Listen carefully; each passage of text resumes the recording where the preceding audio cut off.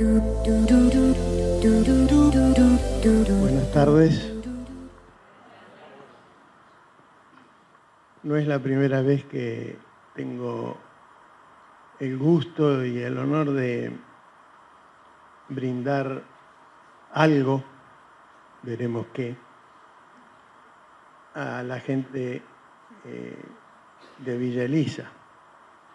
Hace tiempo, cuando vivía en Concepción del Uruguay, me relacioné con el museo de ustedes y con una de las encargadas del museo, Lucía, con quien organizamos luego algunos cursos sobre historia y etnografía de las culturas aborígenes, como se decía en aquel entonces y todavía, de la Argentina. De modo que fue una relación muy interesante, muy positiva, me agradó muchísimo. Y hoy nuevamente con este grupo, esta ciudad. Por lo que he visto en el programa, no tuve el gusto de presenciar las dos últimas charlas sí, pero no las anteriores. Pero por el programa sé que han tratado y seguirán tratando lo que podríamos decir diferentes relatos sobre o relacionados con la transmisión, sobre todo popular, del imaginario colectivo, de transmisión, digo, de diferentes géneros de relatos, cuentos, tradiciones, inclusive lo que llamamos supersticiones, creencias, etc. Y entre ellas, en el mismo programa, se menciona el mito. Y opté por reflexionar con ustedes sobre este tema, sobre todo relacionado con nuestra región. Cuando digo región, no digo solamente Entre Ríos, sino toda la Mesopotamia hacia el norte, ¿no es cierto? Por el Atlántico, sobre todo.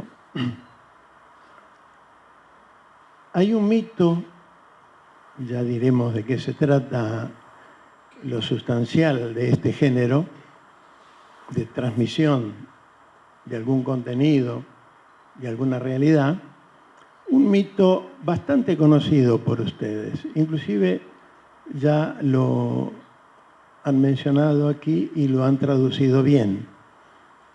El Ibi-Mara-Ei, efectivamente, nosotros suponemos que es de los tupí-guaraní, que en el momento de que llegaron los europeos o empezaron a llegar, a irrumpir en nuestro continente, esta nación, enorme nación tupí-guaraní, se extendía desde el Orinoco,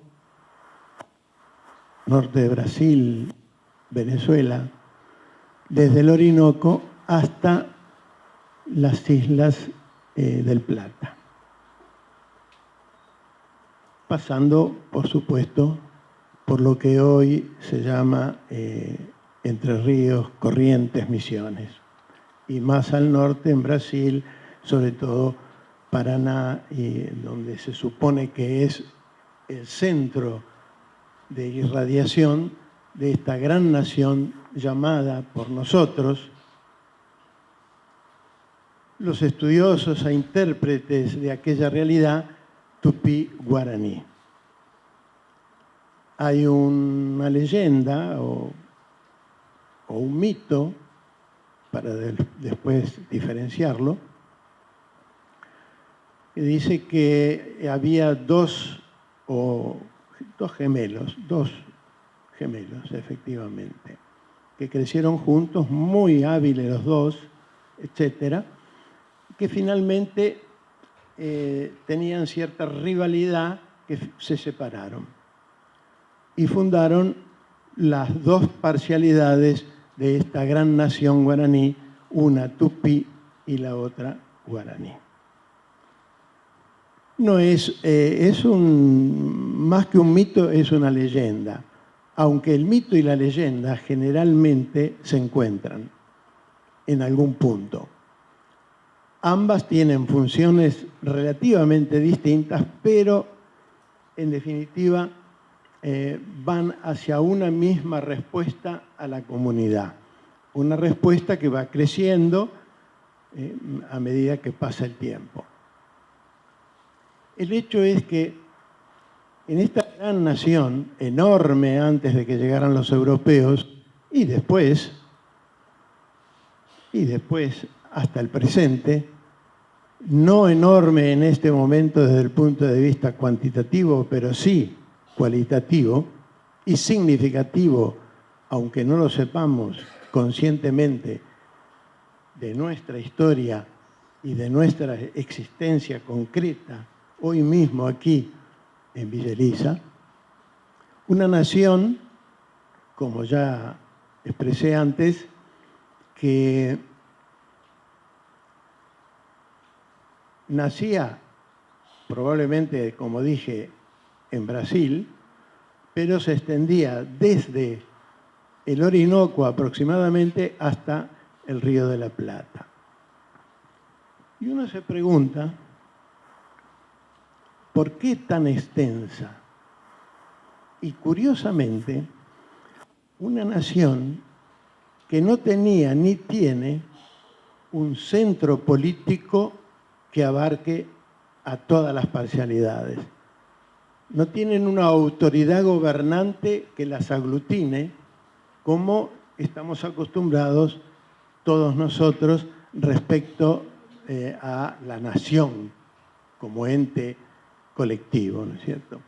Se supone que una nación tiene autoridades, tiene poder ejecutivo, tiene poder legislativo, etcétera, etcétera. En cambio, los guaraníes, con ser tan extensa, por el contrario, no tenían ni tienen un poder central que aglutine a todas las comunidades, sino que cada grupo es dueño de definir, de tomar las decisiones que más le convienen o que más creen conveniente. ¿Y por qué entonces una nación que conservó, por empezar, el idioma, un idioma maravilloso, que inclusive se lo utiliza científicamente,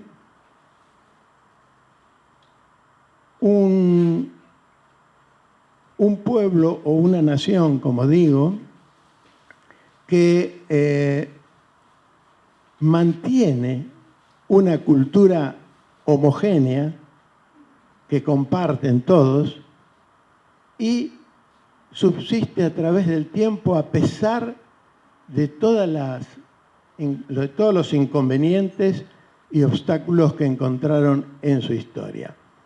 De hecho, cuando llegan los europeos y comienzan a hostigar a todos los pueblos nativos de nuestro continente Abya Yala, hoy llamado América, de hecho, en ese preciso momento, los incas del oeste, del noroeste, que ya habían llegado